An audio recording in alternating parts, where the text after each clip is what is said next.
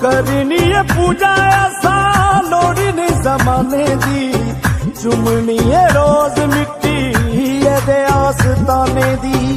خداوند کے زندہ اور پاک کلام میں سے ایوب کی کتاب اس کا 26واں باب۔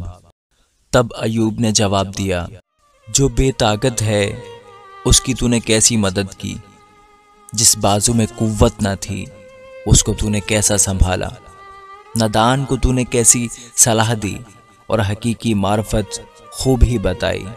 تو نے جو باتیں کہیں سو کس سے اور کس کی روح تجھ میں سے ہو کر نکلی؟ مردوں کی روحیں پانی اور اس کے رہنے والوں کے نیچے کانپتی ہیں۔ پاتال اس کے حضور کھلا ہے اور جہنم بے پردہ ہے۔ وہ شمال کو فضا میں پھیلاتا ہے اور زمین کو خلا میں لٹکاتا ہے۔ وہ اپنے دلدار بادلوں میں پانی کو باندھ دیتا ہے اور بادل اس کے بوجھ سے پھٹتا نہیں۔ وہ اپنے تخت کو ڈھانک لیتا ہے اور اس کے اوپر اپنے بادل کو تان دیتا ہے۔ اس نے روشنی اور اندھیرے کے ملنے کی جگہ تک پانی کی سطح پر حد باندھ دی ہے۔ آسمان کے ستون کانپتے ہیں اور اس کی جھڑکی سے حیران ہوتے ہیں۔